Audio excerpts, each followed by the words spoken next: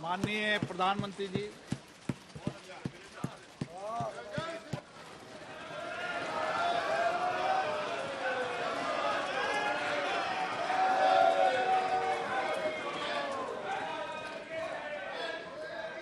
Please आपने बहिष्कार कर रखा है ना, तो आप जाइए प्लीज।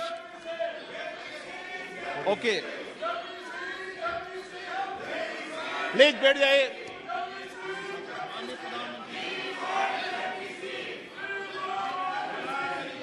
माननीय अध्यक्ष जी, एक मिनट बैठिए।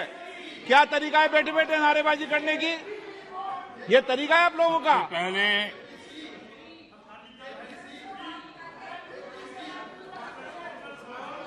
देखिए माननीय सदस्य, मैं पुनः आपको चेतावनी दे रहा हूं, नहीं तो मुझे नेम करना पड़ेगा आपको।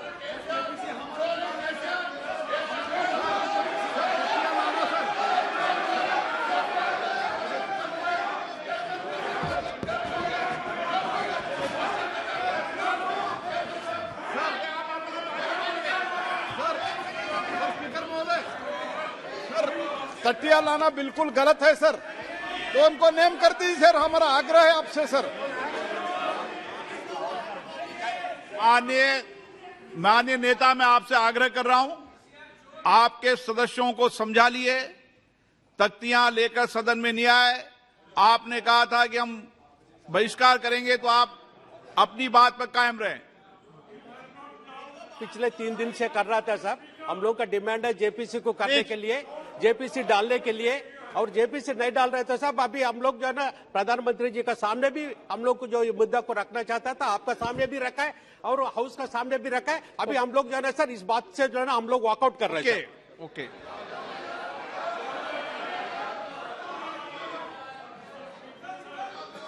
बैठ जाइए आप।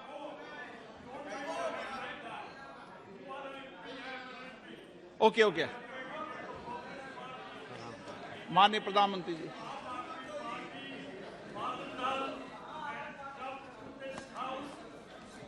आदरणीय अध्यक्ष जी, सबसे पहले बजट पे मैं राष्ट्रपति जी के अभिभाषण पर धन्यवाद करता हूं, और ये मेरा सौभाग्य रहा है कि मुझे पहले भी कई बार राष्ट्रपति जी के अभिभाषण पर धन्यवाद करने का अवसर मिला है।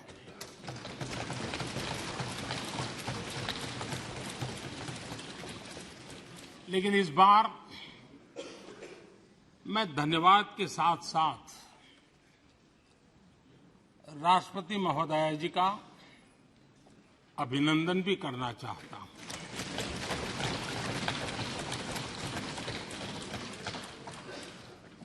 अपने विजनरी भाषण में राष्ट्रपति जी ने हम सबको और करोड़ों देशवासियों को मार्गदर्शन किया है। गणतंत्र के मुखिया के रूप में उनकी उपस्थिति ऐतिहासिक भी है और देश की कोटि कोटि बहन बेटियों के लिए बहुत बड़ा प्रेरणा का अवसर भी। आदरणीय राष्ट्रपति महोदया ने आदिवासी समाज का गौरव तो बढ़ाया ही है, लेकिन आज आजादी के इतने सालों के बाद आदिवासी समाज में जो गौरव की अनुभूति हो रही है, उनका जो आत्मविश्वास बढ़ा है,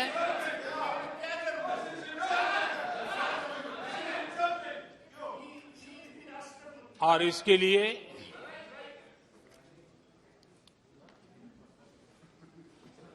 ये सदन भी और देश भी उनका आभारी हूं। राष्ट्रपति जी के भाषण में संकल्प से सिद्धि तक की यात्रा का बहुत बढ़िया तरीके से एक खाका खींचा गया। एक प्रकार से देश को अकाउंट भी दिया गया, इंस्पिरेशन भी दिया गया।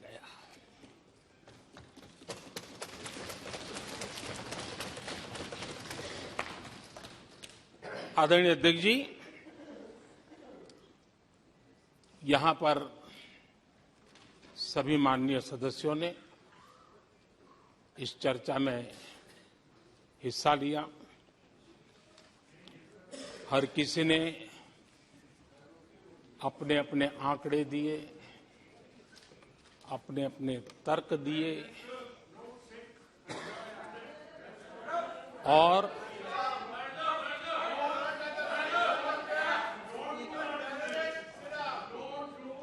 अपनी रुचि, प्रवृत्ति, प्रकृति के अनुसार सबने अपनी बातें रखी और जब इन बातों को गौर से सुनते हैं, उसे समझने का जब प्रयास करते हैं, तो ये भी ध्यान में आता है कि किसकी कितनी क्षमता है, किसकी कितनी योग्यता है, किसकी कितनी समझ है और किसका क्या इरादा है। ये सारी बातें प्रकट होती ही हैं और देश भली भांति तरीके से उसका मूल्यांकन भी करता है। मैं चर्चा में शामिल सभी माननीय सदस्यों का हृदय से आभार व्यक्त करता हूं, लेकिन मैं देख रहा था कल कुछ लोगों के भाषण के बाद पूरा इकोसिस्टम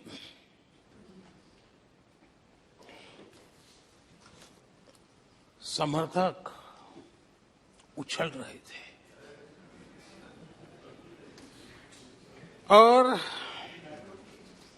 खुश होकर के कहने लगे, ये हुई है। मैं अंतिम बार बोल रहा हूं, आप सीट पर बैठे बैठे नहीं बोले, आप वरिष्ठ सदस्य हैं और कोई शब्दों को नहीं गलत। आप चुप रहिए। नो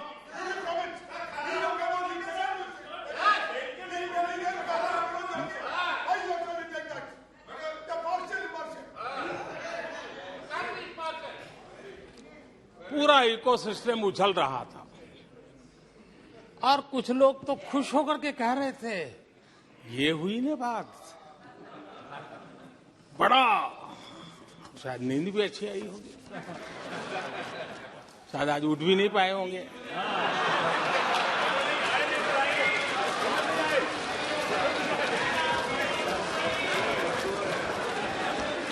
और ऐसे लोगों के लिए कहा गया है, बहुत अच्छे ढंग से कहा गया है, ये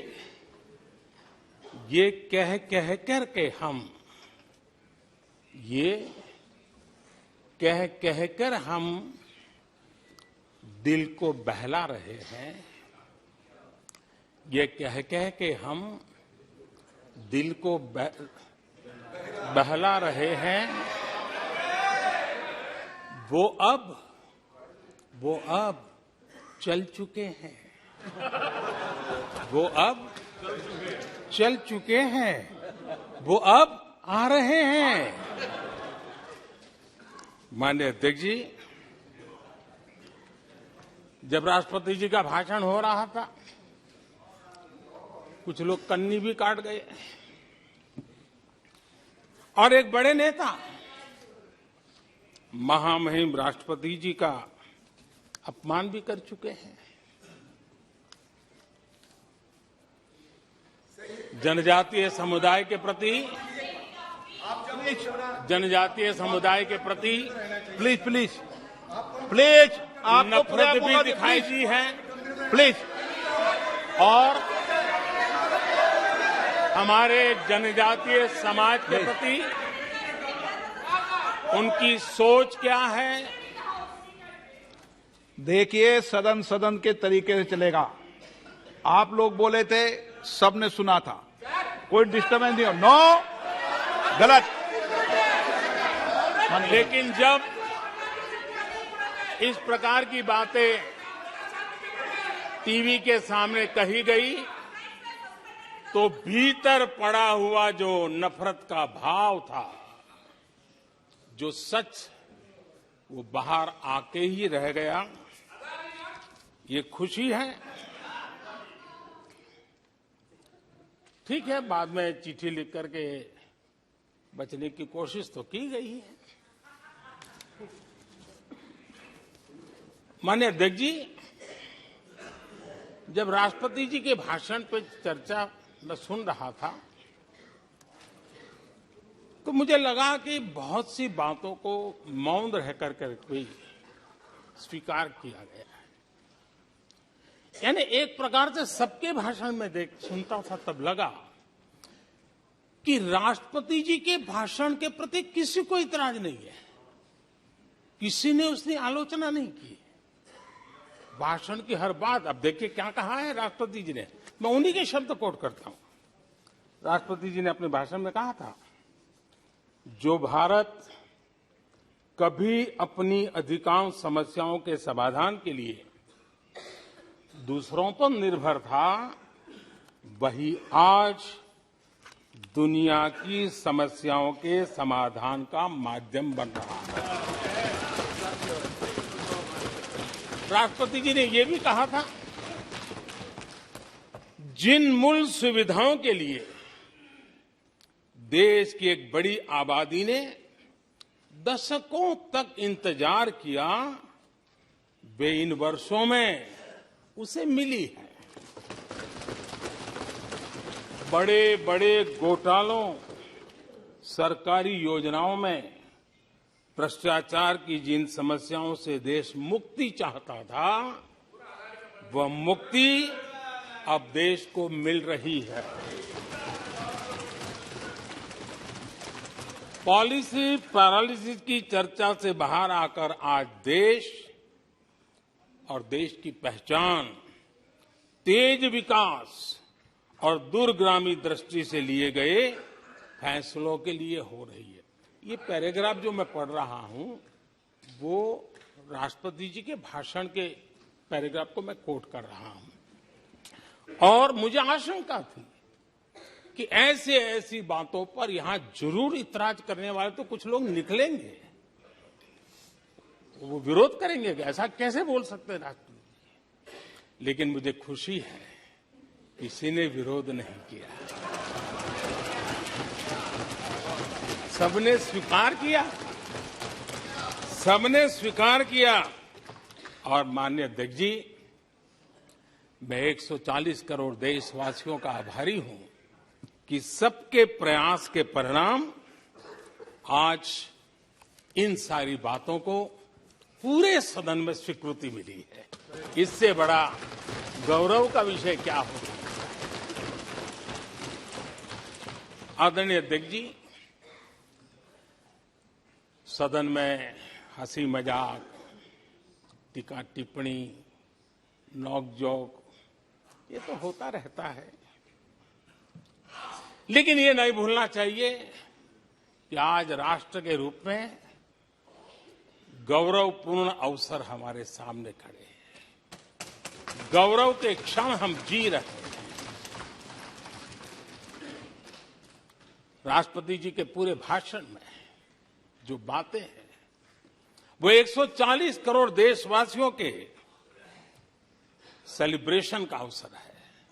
देश ने सेलिब्रेट किया है।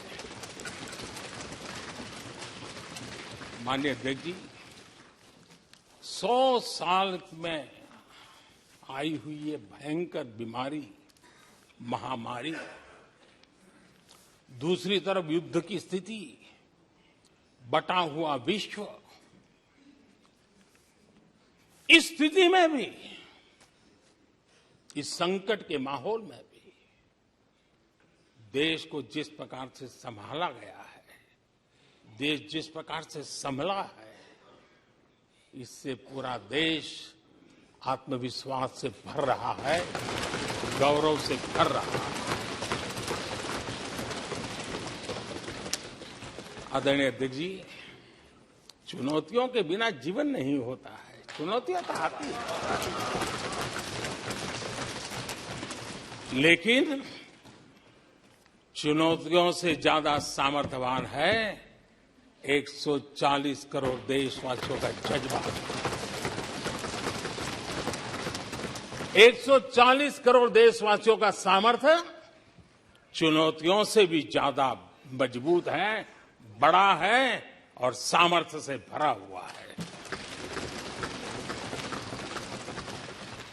इतनी बड़ी भयंकर महामारी, बटा हुआ विश्व, युद्ध के कारण हो रहे विनाश, अनेकों देशों में अस्थिरता का माहौल है।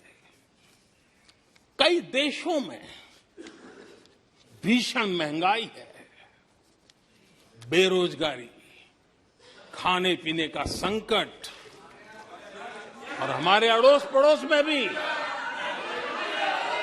जिस प्रकार से हालत बने हुई है, ऐसी स्थिति में माननीय अध्यक्ष जी, कौन हिंदुस्तानी इस बात पे गर्व नहीं करेगा कि ऐसे समय में भी देश दुनिया की 5वीं बड़ी अर्थव्यवस्था बना है।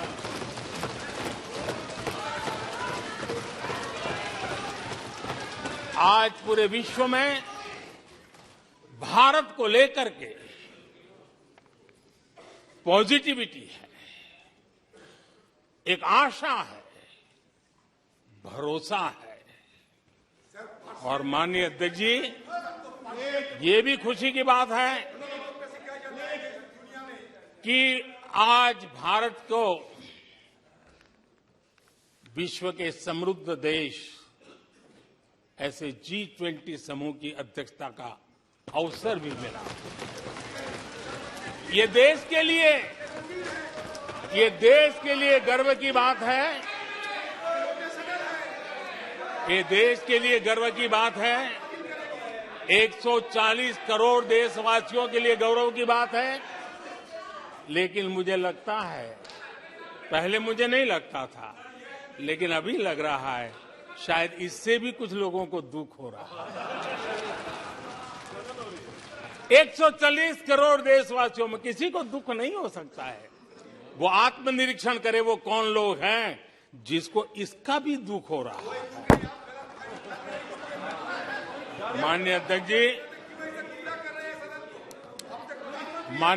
जी,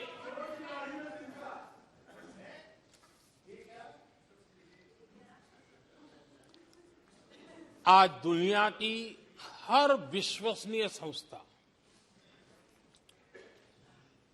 सारे एक्सपर्ट्स जो वैश्विक प्रवाहों को बहुत गहराई से अध्ययन करते हैं,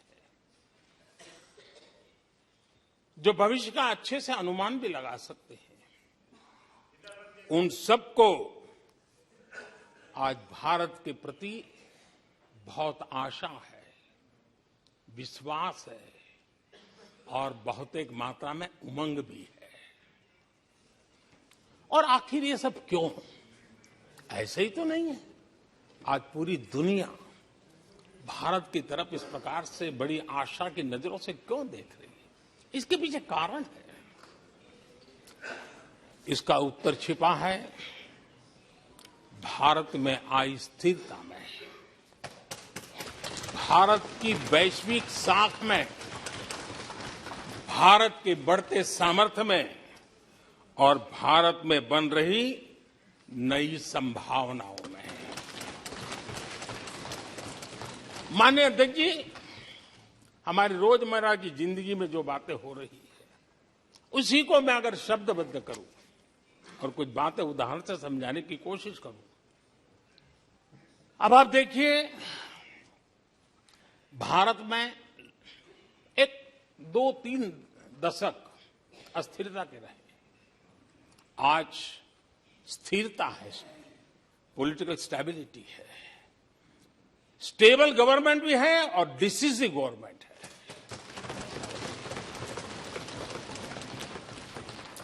और उसका भरोसा स्वाभाविक होता है। एक निर्णायक सरकार, एक पूर्ण बहुमत से चलने वाली सरकार, वो राष्ट्र हित में फैसले लेने का सामर्थ्य रखती है। और ये वो सरकार है, रिफॉर्म आउट ऑफ कंपल्सन नहीं, रिफॉर्म आउट ऑफ कन्विक्शन हो रहे हैं। और हम इस मार्ग पर हटने वाले नहीं, हम चलते रहेंगे।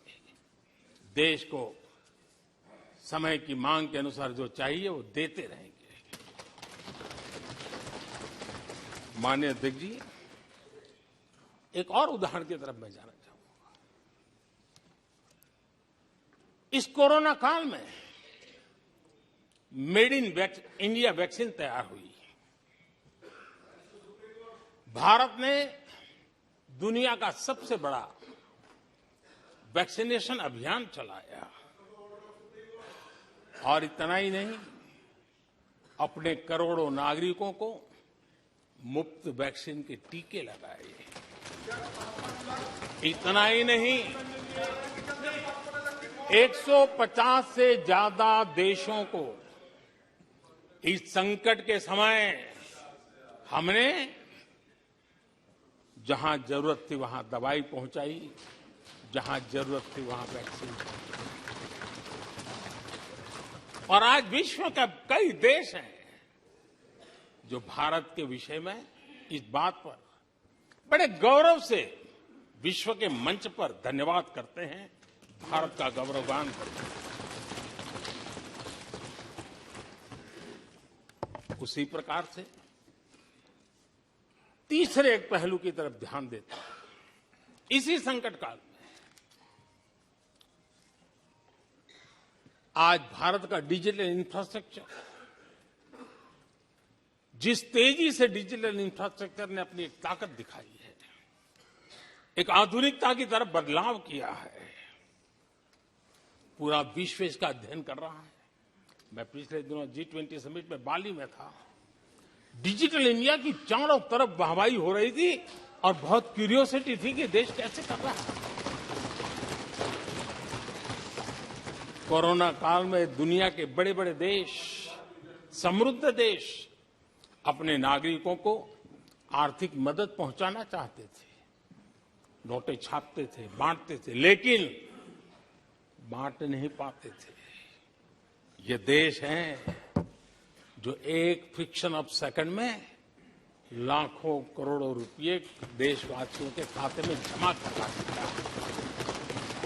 हजारों करोड़ रुपए ट्रांसफर हो जाते हैं। एक समय था छोटी छोटी टेक्नोलॉजी के लिए देश तरसता था।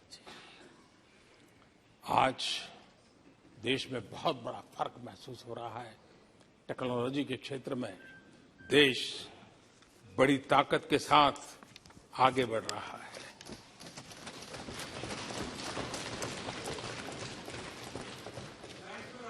कोविन, दुनिया के लोग अपने वैक्सीनेशन का सर्टिफिकेट भी दे नहीं पाते जी।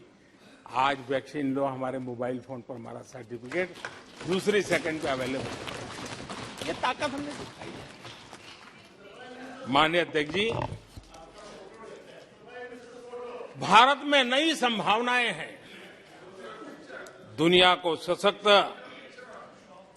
वैल्यू और सप्लाई चेन, उसमें आज पूरी दुनिया ने कोरोना कालखंड ने सप्लाई चेन के मुद्दे पर दुनिया को हिला के रख दिया है। आज भारत उस कमी को पूरने की ताकत के साथ आगे बढ़ रहा है। कईयों को ये बात समझना बहुत देर लग जाएगी। भारत आज इसी दिशा में एक मैन्युफैक्चरिंग हब के रूप में उभर रहा है और दुनिया भारत की समृद्धि में अपनी समृद्धि देख रही है। माननीय अध्यक्ष जी, निराशा में डूबे हुए कुछ लोग इस देश की प्रगति को स्वीकार ही नहीं कर पा रहे हैं। उन्हें भारत के लोगों की उपलब्धियां नहीं दिखती है। अरे 140 करोड़ देशवासियों के पुरुषार्थ और प्रयास का परिणाम है, जिसके कारण आज दुनिया में डंका बजना शुरू हुआ है। उन्हें भारत के लोगों के पुरुषार्थ और परिश्रम से प्राप्त उपलब्धियां उनको नजर नहीं आ रही हैं। माननीय अध्यक्ष जी, पिछले 9 वर्ष में भारत में 90,000 स्टार्टअप्स और आज स्टार्टअप की दुनिया में हम दुनिया में तीसरे नंबर पर पहुंच गए। एक बहुत बड़ा स्टार्टअप इकोसिस्टम आज देश के टायर 2, टायर 3 सिटीज में भी पहुंच चुका है। हिंदुस्तान के हर कोने में पहुंचा है। भारत के युवा सामर्थ्य की पहचान बनता जा रहा है। माननीय अध्यक्ष जी, इतने कम समय में और कोरोना के विकट कालखंड में 108 यूनिकॉर्न बने हैं और एक यूनिकॉर्न का मतलब होता है उसकी वैल्यू 6-7 हजार करोड़ से ज्यादा होती है। ये देश के नौजवानों ने करके दिखाया। माननीय अध्यक्ष जी, आज भारत दुनिया में मोबाइल मैन्युफैक्चरिंग में दुनिया में दूसरा बड़ा देश बन गया है। घरेलू विमान यात्री डोमेस्टिक एयर ट्रैफिक में आज विश्व में हम तीसरे नंबर पर पहुंच चुके हैं। एनर्जी कंजम्पशन प्रगति के एक मानदंड माना जाता है। आज भारत एनर्जी कंजम्पशन में दुनिया में एक कंज्यूमर के रूप में तीसरे नंबर पर हम पहुंच चुके हैं। रिन्यूएबल एनर्जी की कैपेसिटी में हम दुनिया में चौथे नंबर पर पहुंच चुके हैं। स्पोर्ट्स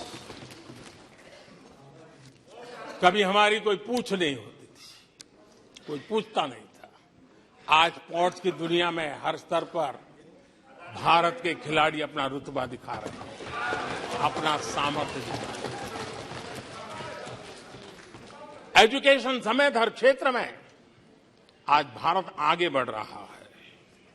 पहली बार, माननीय अध्यक्ष जी, गर्व होगा, पहली बार हायर एजुकेशन में एनरोलमेंट वालों की संख्या 4 करोड़ से ज्यादा हो गई।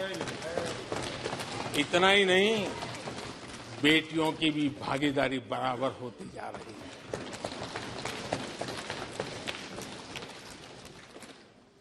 देश में इंजीनियरिंग हो, मेडिकल कॉलेज हो, प्रोफेशनल कॉलेजेस हो, उसकी संख्या बहुत तेजी से बढ़ रही है। स्पोर्ट्स के अंदर भारत का परचम ओलंपिक हो, कॉमनवेल्थ हो, हर जगह पे हमारे बेटे, हमारी बेटियों ने शानदार प्रदर्शन किया है। माननीय अध्यक्ष जी, किसी भी भारतीय को ऐसी अनेक बातें मैं गिना सकता हूं। राष्ट्रपति जी ने अपने भाषण में कई बातें कही हैं। देश में हर स्तर पर, हर क्षेत्र में, हर सोच में आशा ही आशा नजर आ रही है।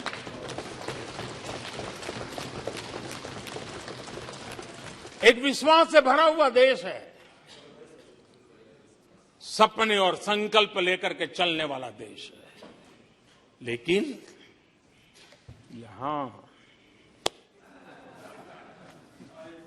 कुछ लोग ऐसे निराशा में डूबे हैं, ऐसे निराशा में डूबे हैं। काका हाथरसी ने एक बड़ी मजेदार बात कही थी।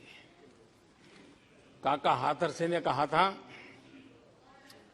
आगा पीछा देखकर क्यों होते गमगीन, जैसी जिसकी भावना वैसा दिखे सीन।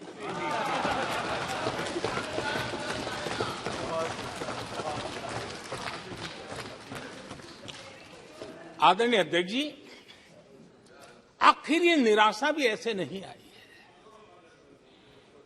इसके पीछे कारण है। एक तो जनता का हुक्म, बार बार हुक्म, लेकिन साथ साथ इस निराशा के पीछे जो अंतर मन में पड़ी हुई चीज है, जो चैन से सोने नहीं देती है, और क्या है? पिछले 10 साल में 2014 के पहले 2004 से 14 भारत की अर्थव्यवस्था खस्ता हाल हो गई। निराशा नहीं होगी तो क्या होगा? 10 साल में महंगाई डबल डिजिट रही, और इसलिए कुछ अगर अच्छा होता है तो निराशा और उभर करके आती है। और जिन्होंने बेरोजगारी दूर करने के वादे किए थे,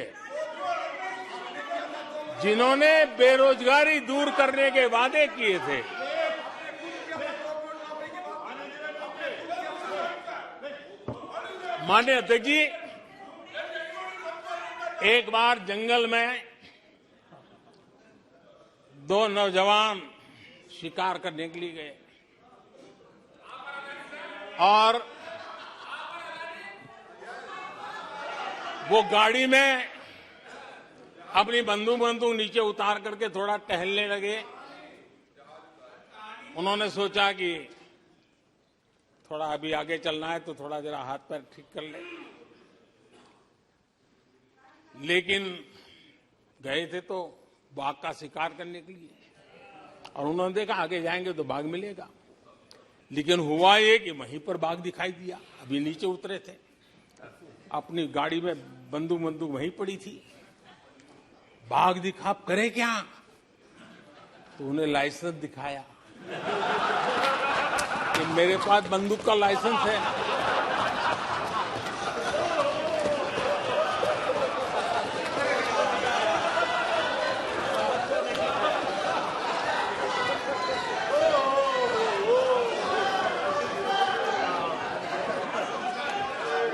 इन्होंने भी बेरोजगारी दूर करने के नाम पर एक कानून दिखाया, वो कानून बना दिया है। अरे देखो, कानून बना दिया है। ये इनके तरीके हैं, पल्ला झाड़ दिया। 4 से 14 आजादी के इतिहास में सबसे घोटालों का दशक रहा, सबसे घोटाला।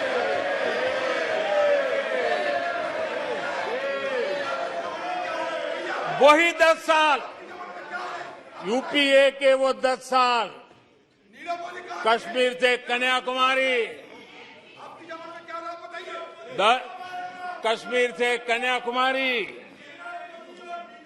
भारत के हर कोने में आतंकवादी हमलों का सिलसिला चलता रहा।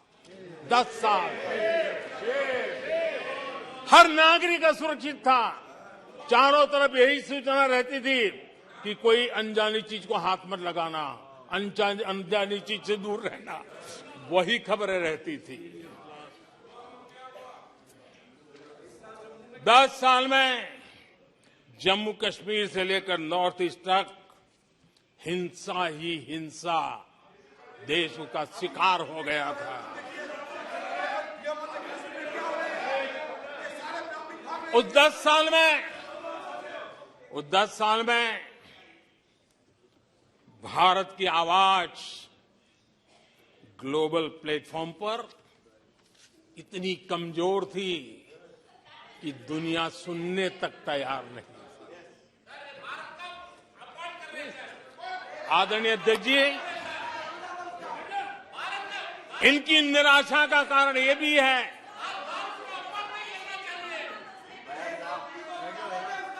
आज जब देश की क्षमता का परिचय हो रहा है, 140 करोड़ देशवासियों का सामर्थ्य खिल रहा है, खुल करके सामने आ रहा है। लेकिन देश का सामर्थ्य तो पहले भी था, लेकिन 4 से लेकर 14 तक इन्होंने वो अवसर गंवा दिया। आज यूपीए की पहचान बन गई, हर मौके को मुसीबत में पलट दिया, हर मौके को मुसीबत में पलट दिया। जब टेक्नोलॉजी इंफॉर्मेशन का युग बड़ी तेजी से बढ़ रहा था, उछल रहा था, उसी समय ये 2G में फंसे रहे, मौका मुसीबत में। सिविल न्यूक्लियर डील हुआ, जब सिविल न्यूक्लियर डील की चर्चा थी, तब ये कैश फॉर वॉट में फंसे रहे। ये खेल चले। आदरणीय अध्यक्ष जी, 2010 में कॉमनवेल्थ गेम्स हुए।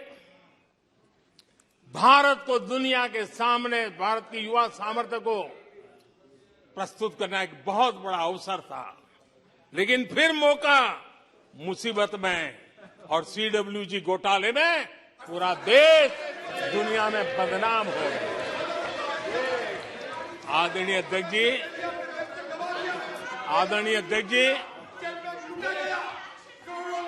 सदी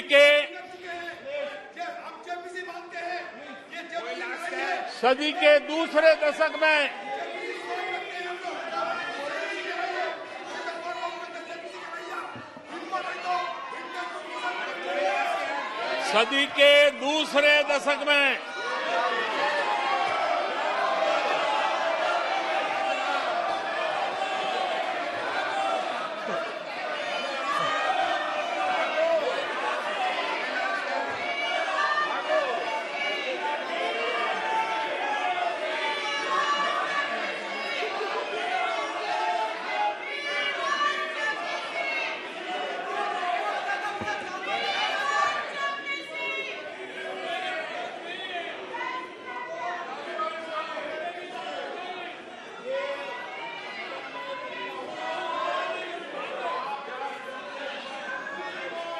उचित नहीं है, ये संसदीय परंपराओं के अनुरूप नहीं है।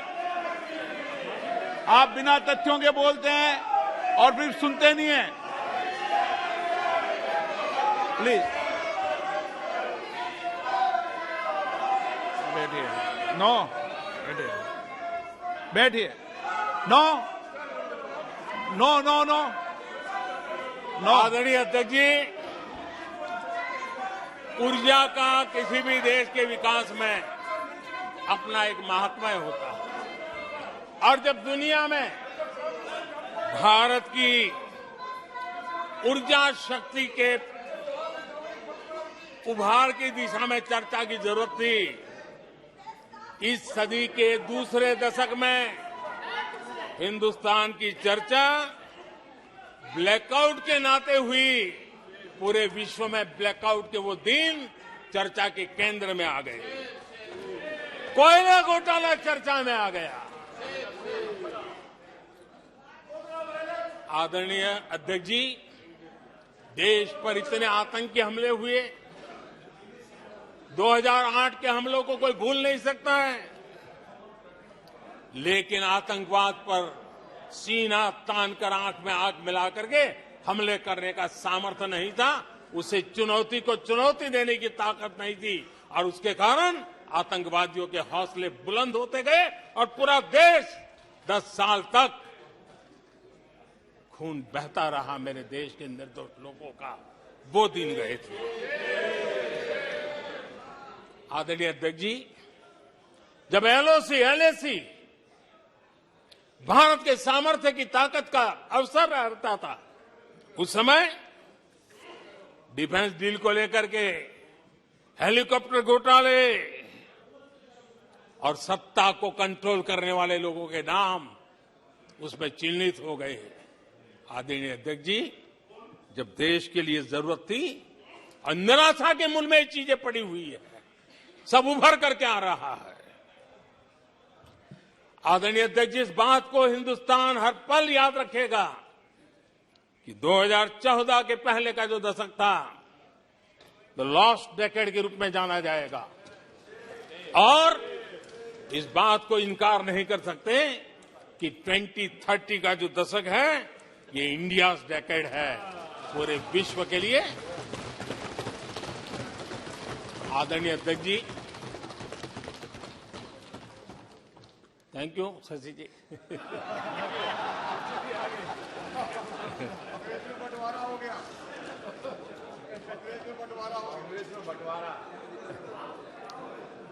आदरणीय अध्यक्ष जी,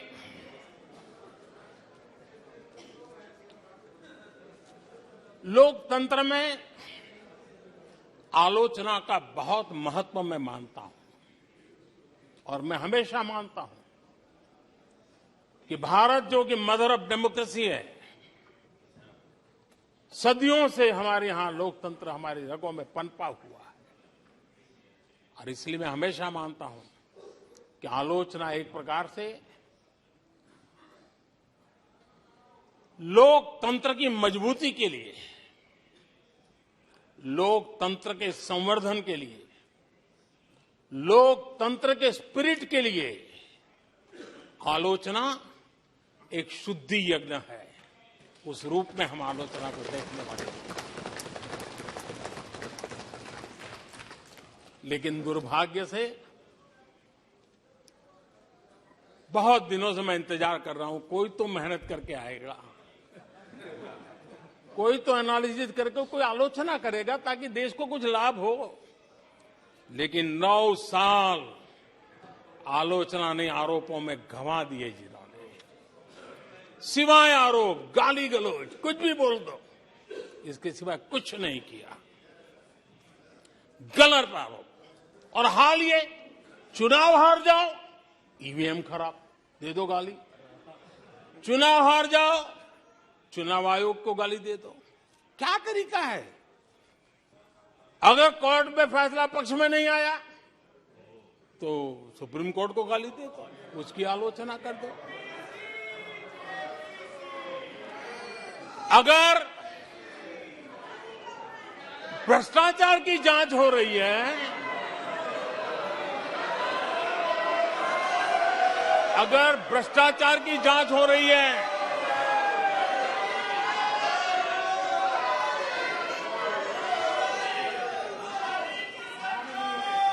माननीय अध्यक्ष जी, अगर भ्रष्टाचार की जांच हो रही है तो जांच एजेंसियों को गाली दो।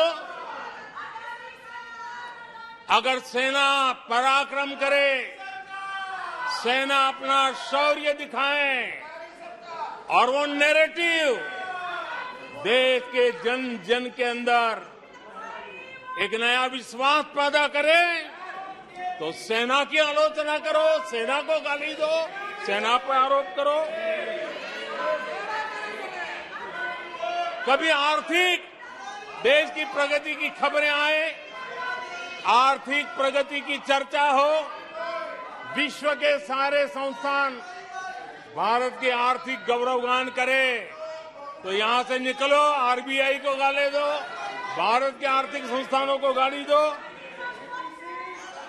आदरणीय अध्यक्ष जी, हमने 9 साल देखा है माननीय कंस्ट्रक्टिव क्रिटिसिज्म की जगह। माननीय आप सदन के नेता हैं, आप माननीय सदस्यों को समझा दें। लोकतंत्र के लिए जिसकी ये आवश्यकता है, संसदीय परंपरा के अनुरूप नहीं है कि बैठे बैठे बोलें। नो, गलत, नो, नो, आपने भी बोला है, गलत तरीका है ये। नो, बैठ जाइए, गलत तरीका है। ना, जब सदन के नेता बोल रहे हैं तो आपको मर्यादा से सुनना चाहिए। प्लीज बैठिए। माननीय प्रधानमंत्री जी। माननीय अध्यक्ष जी, पिछले 9 साल हमने देखा है कुछ लोगों की बैंकरप्सी को देखा है कि कंस्ट्रक्टिव क्रिटिसिज्म की जगह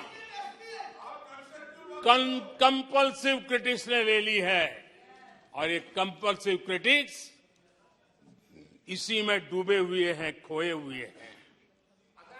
माननीय अध्यक्ष जी, सदन में भ्रष्टाचार की जांच करने वाली एजेंसियों के बारे में बहुत कुछ कहा गया, और मैंने देखा कि बहुत सारे विपक्ष के लोग इस विषय में सूर मिला रहे थे। मिले मेरा तेरा सूर।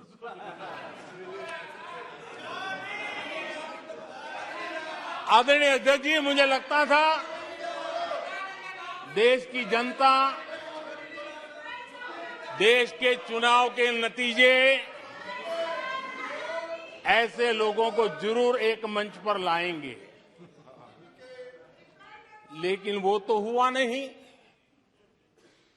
लेकिन इन लोगों ने ईडी का धन्यवाद करना चाहिए कि ईडी के कारण ये लोग एक मंच पे आए हैं।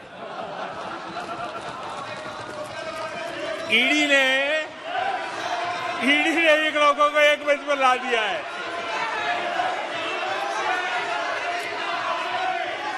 और इसलिए जो काम देश के मतदाता नहीं कर पाए,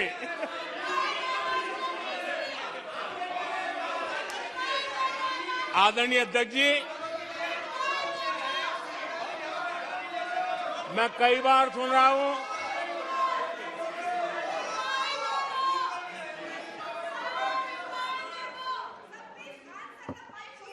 माननीय अध्यक्ष जी, मैं कई बार सुन रहा हूं यहां कुछ लोगों को हार्वर्ड स्टडी का बड़ा क्रेज है। हार्वर्ड स्टडी है, बड़ा क्रेज है। कोरोना काल में ऐसा ही कहा गया था, और कांग्रेस ने कहा था कि भारत की बर्बादी पर हार्वर्ड में केस स्टडी होगी, ऐसा कहा था।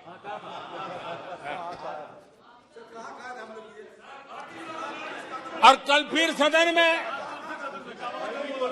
हार्वर्ड यूनिवर्सिटी में स्टडी की बात कल फिर हुई। लेकिन माननीय अध्यक्ष जी, बीते वर्षों में माननीय अध्यक्ष जी,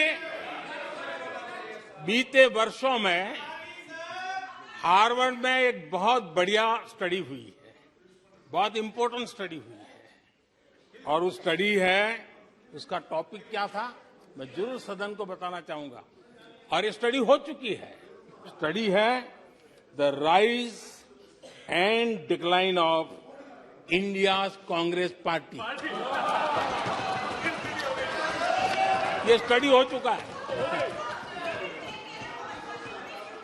और मुझे विश्वास है अध्यक्ष जी, मुझे विश्वास है भविष्य में कांग्रेस की बर्बादी पर सिर्फ हार्वर्ड नहीं, बड़े बड़े विश्वविद्यालयों में अध्ययन होना ही होना है, और डुबाने वाले लोगों पर भी होने वाला है। आदरणीय अध्यक्ष जी, मैं ऐसे लोगों के लिए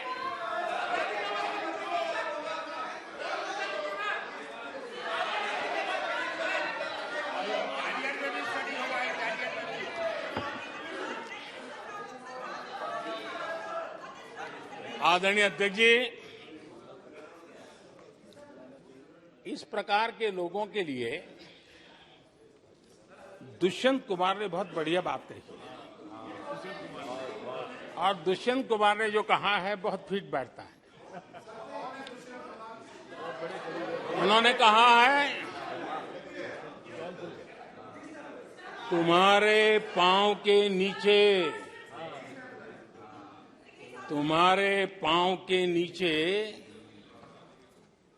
कोई जमीन नहीं, तुम्हारे पांव के नीचे कोई जमीन नहीं। कमाल ये है कि फिर भी तुम्हें यकीन नहीं।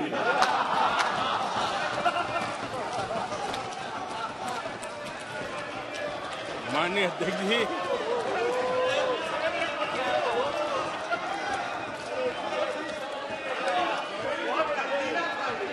आदरणीय अध्यक्ष जी,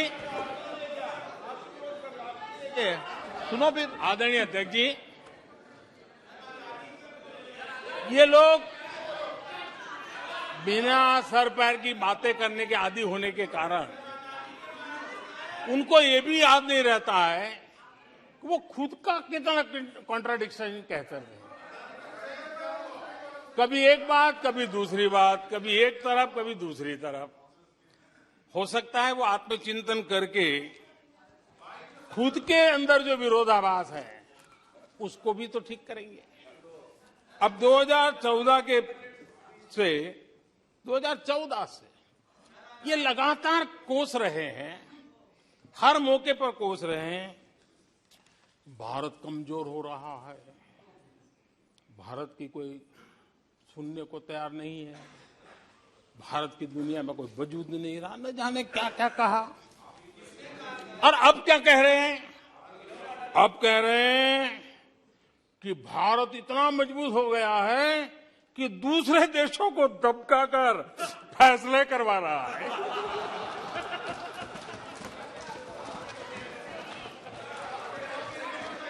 अरे पहले ये तो तय करो भाई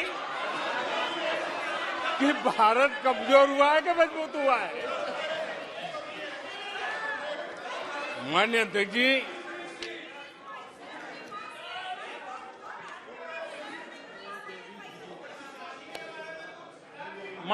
जी, कोई भी जीवंत संगठन होता है, अगर एक जीवंत व्यवस्था होती है, जो जमीन से जुड़ी हुई व्यवस्था होती है, वे जनता जनार्दन में क्या चलता है लोगों के अंदर उसका चिंतन करता है, उससे कुछ सीखने की कोशिश करता है और अपनी राह भी समय रहते हुए बदलता रहता है। लेकिन जो अहंकार में डूबे होते हैं, जो बस सब कुछ हम ही को ज्ञान है, सब हमारा ये सही है, ऐसी जो सोच में जीते हैं, उनको लगता है कि मोदी को गाली दे करके ही हमारा रास्ता निकलेगा। मोदी पर झूठे अनाप शनाप कीचड़ उछाल करके ही रास्ता निकलेगा। अब 22 साल बीत गए, वो गलतफहमी पाल करके बैठे हुए हैं।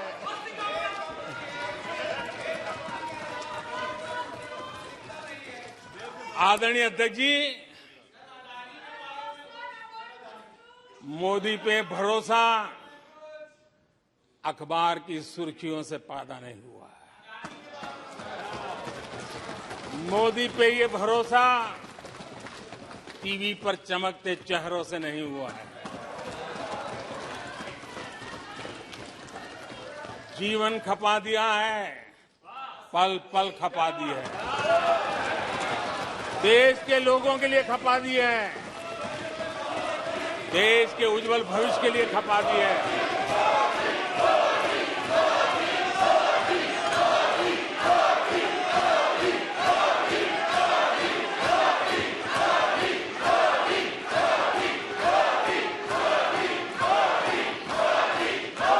आदरणीय अध्यक्ष जी, आदरणीय अध्यक्ष जी,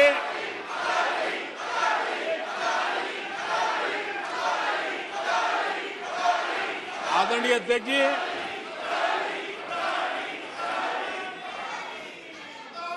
जो देशवासियों का मोदी पर भरोसा है, ये इनकी समझ के दायरे से बाहर है और समझ के दायरे से भी काफी ऊपर है। क्या ये झूठे आरोप लगाने वालों पर मुफ्त राशन प्राप्त करने वाले मेरे देश के 80 करोड़ देशवासी क्या कभी उन पर भरोसा करेंगे क्या? आदरणीय अध्यक्ष जी, one nation one ration card देश भर में कहीं पर भी गरीब से गरीब को भी जब राशन मिल जाता है, वो आपकी झूठी बातों पर, आपके गलत गलीच आरोपों पर कैसे भरोसा करेगा? आदरणीय अध्यक्ष जी, जिस किसान के खाते में साल में 3 बार पीएम किसान सम्मान निधि के 11 करोड़ किसानों के खाते में पैसा जमा होते हैं, वो आपकी गालियां, आपके झूठे आरोपों पर विश्वास कैसा करेगा? आदरणीय अध्यक्ष जी, जो कल फुटपाथ पर जिंदगी जीने के लिए मजबूर था, जो झुग्गी झोपड़ी में जिंदगी बसर करता था, ऐसे 3 करोड़ से ज्यादा लोगों को पक्के घर मिले हैं। उनको तुम्हारी ये गालियां, ये तुम्हारे झूठी बातें क्यों वो भरोसा करेगा? अध्यक्ष जी, आदरणीय अध्यक्ष जी, 9 करोड़ लोगों को मुफ्त गैस का कनेक्शन मिला है, वो आपकी झूठ को कैसे स्वीकार करेगा? 11 करोड़ बहनों को इज्जत घर मिला है, शौचालय मिला है, वो आपके झूठ को कैसे स्वीकार करेगा? आदरणीय अध्यक्ष जी, आजादी के 75 साल बीत गए, 8 करोड़ परिवारों को आज नल से जल मिला है, वो माताएं तुम्हारे झूठ को कैसे स्वीकार करेगी? तुम्हारी गलतियों को, गालियों को कैसे स्वीकार करेगी? आयुष्मान भारत योजना से 2 करोड़ परिवारों को मदद पहुंची है, जिंदगी बच गई है उनकी। मुसीबत के समय मोदी काम आया है, तुम्हारी गालियां को वो कैसे स्वीकार करेगा? कैसे स्वीकार करेगा? आदरणीय अध्यक्ष जी, आपकी गालियां, आपके आरोपों को इन कोटि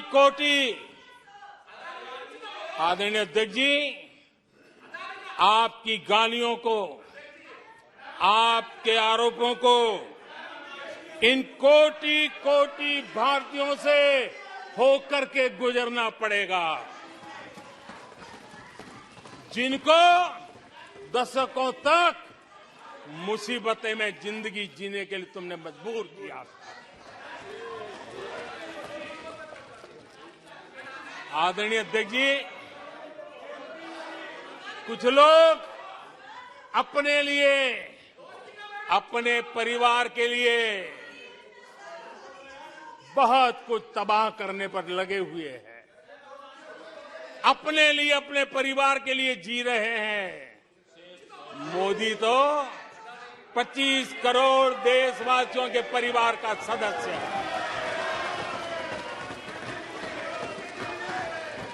आदरणीय अध्यक्ष जी, 140 करोड़ देशवासियों के आशीर्वाद, ये मेरा सबसे बड़ा सुरक्षा कवच है, और गालियों के शस्त्र से, झूठ के शस्त्रास्त्रों से इस सुरक्षा कवच को कभी तुम भेद नहीं सकते हो। वो विश्वास का सुरक्षा कवच है और इन शस्त्रों से तुम कभी भेद नहीं सकते हो। आदरणीय अध्यक्ष जी,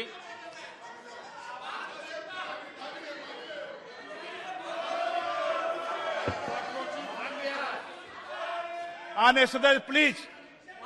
नहीं नहीं, ये तरीका उचित नहीं है आपका, कोई तरीका उचित नहीं है। नो, इस तरीके से सदन नहीं चलेगा, मैं आपको बता देता हूं। नो, तरीका गलत है। बैठिए बैठिए। क्या सदन है, संसद है, बैठकर टिप्पणी करते हैं? सदन के नेता बोलते हैं जब कुछ शांत रखा करो, मर्यादा रखा करो चीजों की।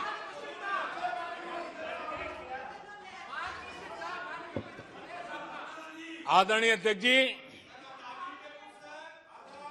हमारी सरकार कुछ बातों के लिए प्रतिबद्ध है। समाज के वंचित वर्ग को वरीयता, उस संकल्प को लेकर के हम जी रहे हैं, उस संकल्प को लेकर के चल रहे हैं। दशकों तक दलित, पिछड़े, आदिवासी जिस हालत में उनको छोड़ दिया गया था, वो सुधार नहीं आया जो संविधान निर्माताओं ने सोचा था, जो संविधान निर्माताओं ने निर्दिष्ट किया था। 2014 के बाद गरीब कल्याण योजनाओं का सर्वाधिक लाभ मेरे इन्हीं परिवारों को मिला है। दलित, पिछड़ों, आदिवासी की बस्तियों में पहली बार, मानिए थे कि पहली बार बिजली पहुंची है। मीलों तक पानी के लिए जाना पड़ता था, पहली बार नल से जल पहुंच रहा है, इन परिवारों में पहुंच रहा है। माननीय अध्यक्ष जी, अनेक परिवार, कोटि कोटि परिवार पहली बार पक्के घर में आज जा पाए हैं, वहां रह पाए हैं। आदरणीय अध्यक्ष जी, जो बस्तियां आपने छोड़ दी थी, आपके लिए चुनाव के समय ही जिसकी याद आती थी, आज सड़क हो, बिजली हो, पानी हो, इतना ही नहीं 4G कनेक्टिविटी भी वहां पहुंच रही है। आदरणीय अध्यक्ष जी, पूरा देश गौरव कर रहा है। आज एक आदिवासी राष्ट्रपति के रूप में जब देखते हैं, पूरा देश गौरवगान कर रहा है। आज देश में आदि जाति समूह के नर नारी, जिन्होंने मातृभूमि के लिए जीवन तर्पण कर दिए, आजादी के जंग का नेतृत्व किया, उनका पुण्य स्मरण आज हो रहा है और हमारे आदिवासियों का गौरव दिवस मनाया जा रहा है। और हमें गर्व है कि ऐसी महान हमारे आदिवासी परंपरा के प्रतिनिधि के रूप में एक महिला देश का नेतृत्व कर रही है, राष्ट्रपति के रूप में काम कर रही है। हमने उनका हक दिया है। आदरणीय जी,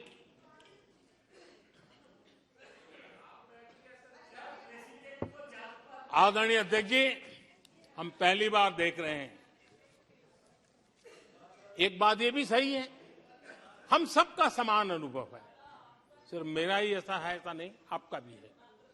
हम सब जानते हैं कि जब मां सशक्त होती है तो पूरा परिवार सशक्त होता है। जब मां सशक्त होती है तो परिवार सशक्त होता है, परिवार सशक्त होता है तो समाज सशक्त होता है, और तभी जाकर के देश सशक्त होता है। और मुझे संतोष है कि माताएं, बहनों, बेटियों को सबसे ज्यादा सेवा करने का सौभाग्य हमारी सरकार को मिला है।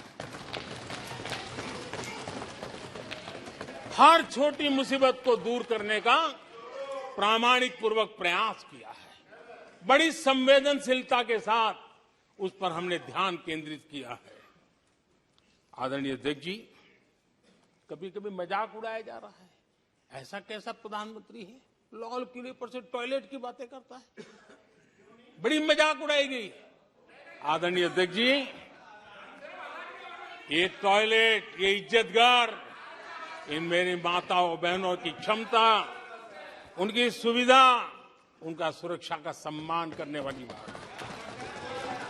इतना ही नहीं मानिए अध्यक्ष जी, जब मैं सैनिटरी पैड की बात करता हूं तो लोगों को लगता है अरे प्रधानमंत्री ऐसे विजय में क्यों जाते हैं। माननीय अध्यक्ष जी, सैनिटरी पैड्स के अभाव में गरीब बहन बेटियों के अपमान सहती थी, बीमारियों का शिकार हो जाती थी। माताओं बहनों को धुएं में दिन के कई घंटे बिताने पड़ते थे, उनका जीवन धुएं फंसा रहता था, उसे मुक्ति दिलाने का काम उन गरीब माताओं बहनों को करने का सौभाग्य हमें मिला है। जिंदगी खप जाती थी, आधा समय पानी के लिए, आधा समय केरोसिन की लाइन के अंदर खपे रहते थे। आज उससे मुक्ति देने का संतोष, उन माताओं बहनों को मुक्ति देने का संतोष।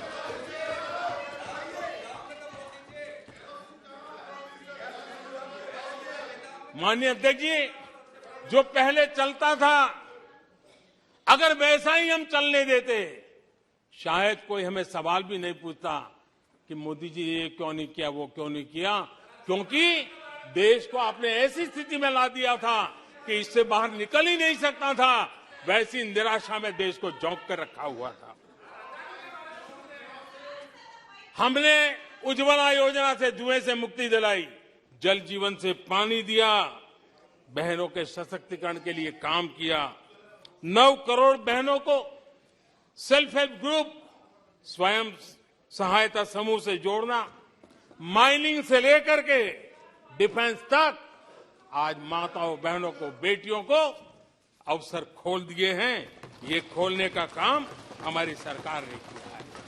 आदरणीय अध्यक्ष जी, इस बात को हम याद करें, वोट बैंक की राजनीति ने देश के सामर्थ्य को कभी कभी बहुत बड़ा गहरा धक्का पहुंचाया है, और उसी का परिणाम है कि देश में जो होना चाहिए, जो समय पे होना चाहिए था, उसमें काफी देर हो गई। आप देखिए, मध्यम वर्ग लंबे समय तक मध्यम वर्ग को पूरी तरह नकार दिया गया, उसकी तरफ देखा तक नहीं गया। एक प्रकार से वो मान के चला कि हमारा कोई नहीं, अपने ही बलबूते पर जो हो सकता है करते चलो। वो अपनी पूरी शक्ति बेचारा खपा देता था। लेकिन हमारी सरकार, एनडीए सरकार ने मध्यम वर्ग की ईमानदारी को पहचाना है, उन्हें सुरक्षा प्रदान की है, और आज हमारा परिश्रमी मध्यम वर्ग देश को नई ऊंचाई पर ले जा रहा है। सरकार के विभिन्न योजनाओं से मध्यम वर्ग को कितना लाभ हुआ है, माननीय अध्यक्ष जी, मैं उदाहरण देता हूं। 2014 से पहले जीबी डेटा, क्योंकि आज युग बदल चुका है, ऑनलाइन दुनिया चल रही है, हर एक के हाथ में मोबाइल पड़ा हुआ है, कुछ लोगों के जेब फटे हुए हो तो भी मोबाइल तो होता ही है। आदरणीय अध्यक्ष जी, 2014 के पहले जीबी डेटा की कीमत 250 रुपया थी, आज सिर्फ 10 रुपया, आज सिर्फ 10 रुपया। आदरणीय अध्यक्ष जी, एवरेज हमारे देश में एक नागरिक एवरेज 20 जीबी का उपयोग करता है। अगर उस हिसाब को मैं लगाऊं तो एवरेज एक व्यक्ति का 5,000 रुपया बचता है। आदरणीय अध्यक्ष जी, 5,000 रुपया बचता है। आदरणीय अध्यक्ष जी, जन औषधि स्टोर आज पूरे देश में आकर्षण का कारण बने हैं, क्योंकि मध्यम वर्ग का परिवार, उसको अगर परिवार में सीनियर सिटीजन है, डायबिटीज जैसी बीमारी है, तो 1,000, 2,000, 2,500, 3,000 की दवाई हर महीना लेनी पड़ती है। जन औषधि केंद्र में जो दवाई बाजार में 100 रुपए में मिलती है, जन औषधि में 10 रुपए 20 रुपए में मिलती है, आज 20,000 करोड़ रुपया मध्यम वर्ग का जन औषधि के कारण बचा है। माननीय अध्यक्ष जी,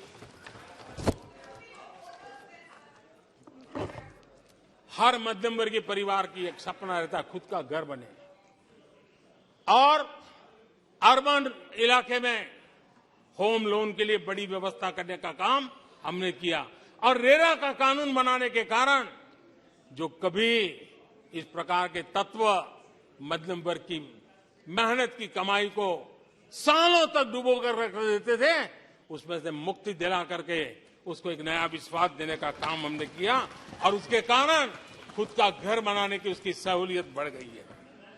आदरणीय अध्यक्ष जी, हर मध्यम वर्गीय परिवार को अपने बच्चों के भविष्य के लिए, उसके उच्च शिक्षा के लिए उसके मन में एक रहता है, मंसूबा रहता है।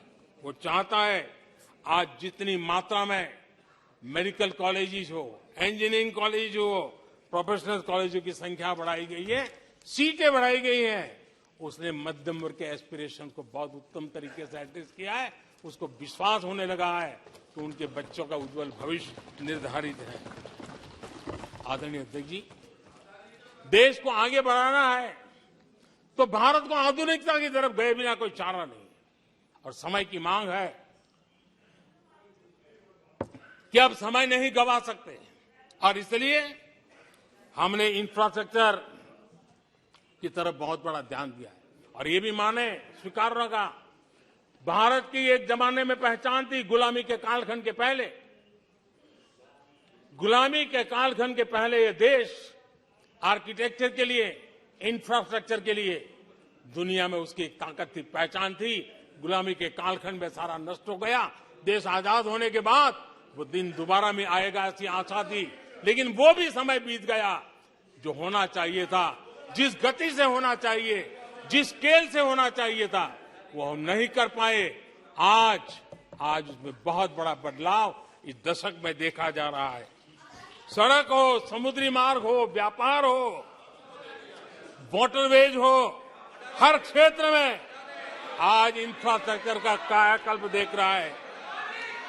हाईवे पर रिकॉर्ड निवेश हो रहा है। माननीय अध्यक्ष जी, दुनिया भर में आज चौड़ी सड़कों की बात होती थी, भारत में चौड़ी सड़कें, हाईवे, एक्सप्रेसवे आज देश की नई पीढ़ी देख रही है। भारत में वैश्विक स्तर के अच्छे हाईवे, एक्सप्रेस दिखे, इस दिशा में हमारा काम है।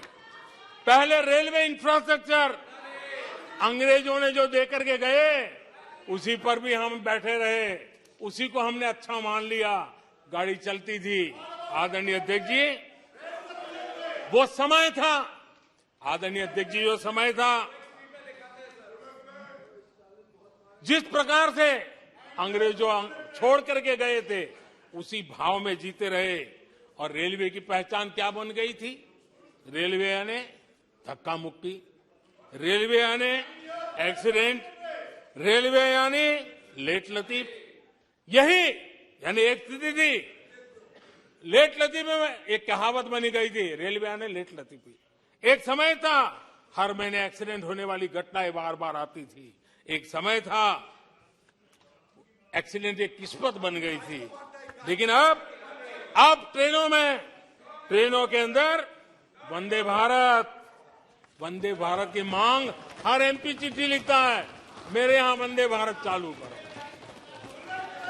आज रेलवे स्टेशनों का कायाकल्प हो रहा है, आज एयरपोर्ट का कायाकल्प हो रहा है। 70 साल में 70 एयरपोर्ट, 70 साल में 70 एयरपोर्ट, 9 साल में 70 एयरपोर्ट। देश में वाटरवेज भी बन रहा है। आज वाटरवेज पर ट्रांसपोर्टेशन हो रहा है। आदरणीय अध्यक्ष जी, देश आधुनिकता की तरफ बढ़े, इसके लिए आधुनिक इंफ्रास्ट्रक्चर को बल देते हुए, आदरणीय अध्यक्ष जी, मैंने जीवन में, सार्वजनिक जीवन में 4-5 दशक मुझे हो गए, और मैं हिंदुस्तान के गांवों से गुजरा हुआ इंसान, 4-5 दशक तक उसमें से एक लंबा कालखंड परिव्राजक के रूप में बिताया है। हर स्तर के परिवारों से बैठने उठने का, बात करने का अवसर मिला है और इसलिए भारत के हर भूभाग को समाज की हर भावना से परिचित हूं और मैं इसके आधार पर कह सकता हूं और बड़े विश्वास से कह सकता हूं कि भारत का सामान्य मानवी पॉजिटिविटी से भरा हुआ है। सकारात्मकता उसके स्वभाव का, उसके संस्कार का हिस्सा है। भारतीय समाज नेगेटिविटी को सहन कर लेता है, स्वीकार नहीं करता। ये उसकी प्रकृति नहीं। भारतीय समुदाय का स्वभाव खुशमिजाज है, स्वप्नशील समाज है, सत्कर्म के रास्ते पर चलने वाला समाज है, सृजन कार्य से जुड़ा हुआ समाज है।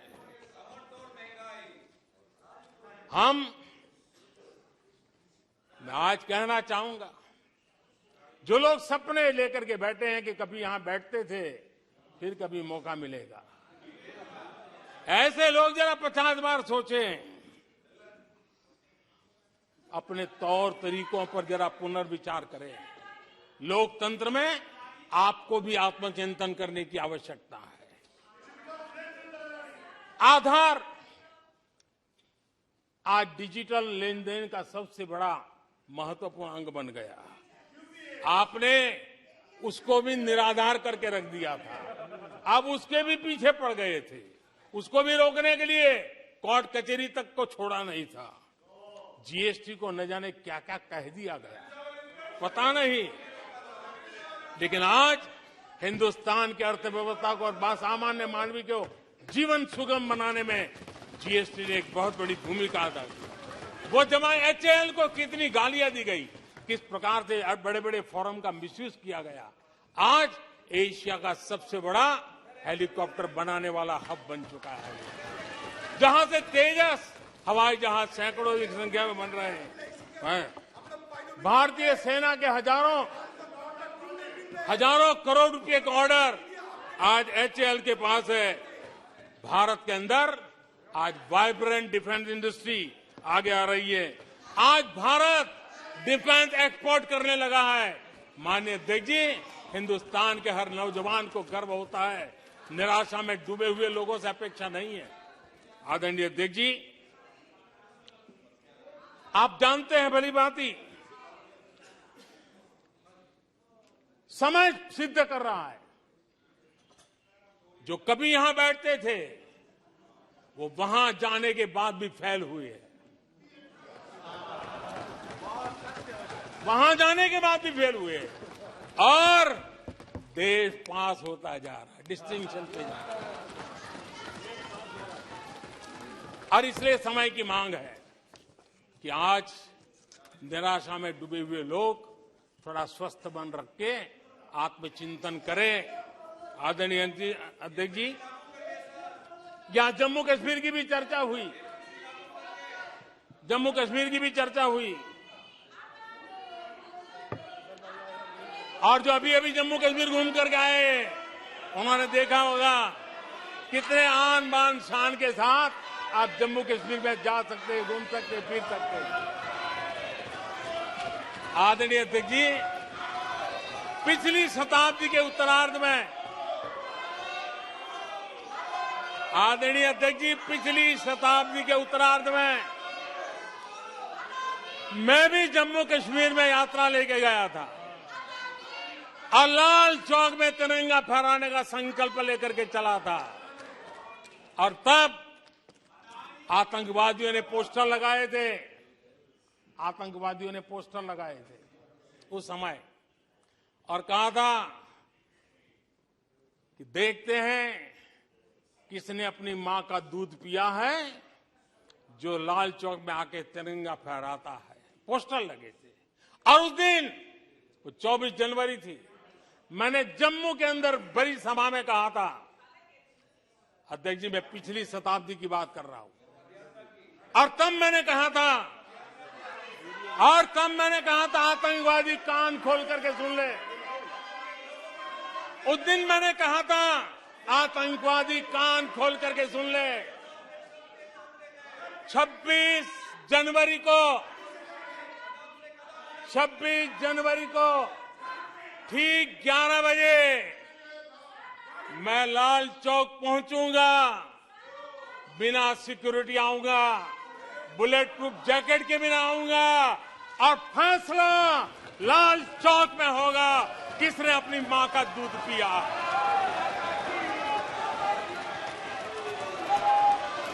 वो समय था माननीय अध्यक्ष जी। और जब श्रीनगर के लाल चौक में तिरंगा फहराया, उसके बाद मैंने मीडिया के लोग पूछने लगे, मैंने कहा था कि आमतौर पर तो 15 अगस्त और 26 जनवरी को जब भारत का तिरंगा लहराता है तो भारत के आयुध, भारत के बारूद सलामी देते हैं, आवाज करके देते हैं। मैंने कहा आज जब मैं लाल चौक के अंदर तिरंगा फहरा हूं, दुश्मन देश का बारूद भी सलामी कर रहा है, गोलियां चला रहा था, बंदूकें बम फोड़ रहा था। आदरणीय अध्यक्ष जी, आज जो शांति आई है, आज चैन से जा सकते हैं, सैकड़ों की तादाद में जा सकते हैं। ये माहौल और पर्यटन की दुनिया में कई दशकों के बाद सारे रिकॉर्ड जम्मू कश्मीर ने तोड़े हैं। आज जम्मू कश्मीर में लोकतंत्र का उत्सव मनाया जा रहा है। आदरणीय अध्यक्ष जी, आज जम्मू कश्मीर में हर घर तिरंगा का सफल कार्यक्रम होते हैं। मुझे खुशी है, कुछ लोग हैं जो कभी कहते थे तिरंगे से शांति बिगड़ने का खतरा लगता था, कुछ लोगों को ऐसा कहते थे कि तिरंगे से जम्मू कश्मीर में शांति बिगड़ने का खतरा लगता था। वक्त देखिए, वक्त का मजा देखिए, अब वो भी तिरंगा यात्रा में शरीक हो रहे हैं।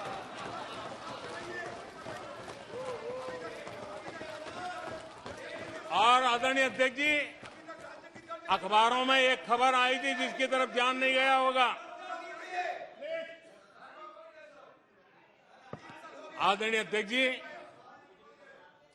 उसी समय अखबारों में एक खबर आई थी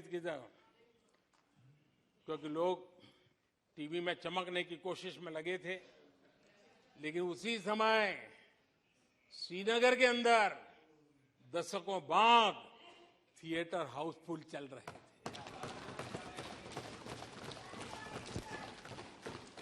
और अलगाववादी दूर दूर तक नजर नहीं आते थे। अब ये भी देश ने देखा है। आदरणीय अध्यक्ष जी, अभी हमारे साथी आकर ही हमारे माननीय सदस्य नॉर्थ ईस्ट के लिए कह रहे थे। मैं कहूंगा जरा एक बार नॉर्थ ईस्ट हो आइए। आपके जमाने का नॉर्थ ईस्ट और आज के जमाने का नॉर्थ ईस्ट देखिए। आधुनिक चौड़े हाईवे हैं, रेल की सुख सुविधा वाली सफर है, आप आराम से हवाई जहाज से जा सकते हैं। नॉर्थ ईस्ट के हर कोने में आज बड़ी, और मैं गर्व के साथ कहता हूं, आजादी का 75 साल मना रहे हैं, तब मैं गर्व से कहता हूं इन 9 साल में करीब 7500 7,500 7,500 जो हथियार के रास्ते पे चल पड़े थे, ऐसे लोगों ने सरेंडर किया और अलगाववादी प्रवृत्ति छोड़ करके मुख्य धारा में आने का काम किया है। आदरणीय अध्यक्ष जी, आज त्रिपुरा में लाखों परिवारों को पक्का घर मिला है, उसकी खुशी में मुझे शरीक होने का अवसर मिला। जब मैंने मैंने त्रिपुरा में हीरा योजना की बात कही थी, तब मैंने कहा था हाईवे, हाईवे, रेलवे और एयरवे, ये हीरा का आज सफलतापूर्वक त्रिपुरा की धरती पर मजबूती नजर आ रही है। त्रिपुरा तेज गति से आज भारत की विकास यात्रा का भागीदार बना है। आदरणीय अध्यक्ष जी, मैं जानता हूं सच सुनने के लिए भी बहुत सामर्थ्य लगता है। आदरणीय अध्यक्ष जी, झूठे गंदे आरोपों को सुनने के लिए भी बहुत बड़ा धैर्य लगता है और मैं इन सबका अभिनंदन करता हूं जिन्होंने धैर्य के साथ गंदी से गंदी बातें सुनने का ताकत दिखाई है। ये अभिनंदन के अधिकारी हैं। लेकिन जो सच सुनने का सामर्थ्य नहीं रखते हैं, वो कितनी निराशा की गर्त में डूब चुके होंगे, इसका देश आज सबूत देख रहा है। माननीय अध्यक्ष जी,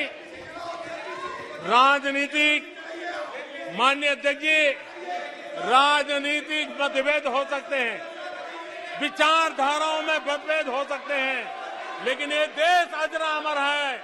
आओ हम चल पड़े 2047 आजादी के 100 साल मनाएंगे, एक विकसित भारत बना के रहेंगे, एक सपना लेकर के चले, एक संकल्प लेकर के चले, पूरे सामर्थ्य के साथ चले। और जो लोग बार बार गांधी के नाम पर रोटी खिलाते हैं, उनको मैं कहना चाहता हूं, एक बार गांधी को पढ़ ले, एक बार महात्मा गांधी को पढ़े। महात्मा गांधी ने कहा था, अगर आप अपने कर्तव्यों को पालन करोगे तो दूसरे के अधिकारों की रक्षा उसमें निहित है। आज कर्तव्य और अधिकार के बीच में भी लड़ाई देख रहे हैं। ऐसी नासमझी शायद देश ने पहली बार देखी होगी। और इसलिए माननीय अध्यक्ष जी, मैं फिर एक बार आदरणीय राष्ट्रपति जी को अभिनंदन करता हूं, राष्ट्रपति जी का धन्यवाद करता हूं। और देश आज यहां से एक नए उमंग, नए विश्वास, नए संकल्प के साथ चल पड़ा है। बहुत बहुत धन्यवाद। धन्यवाद। प्रस्ताव पर सदस्यों के अनेक संशोधन प्रस्तुत प्रस्ताव किए गए। सभा की सहमति हो तो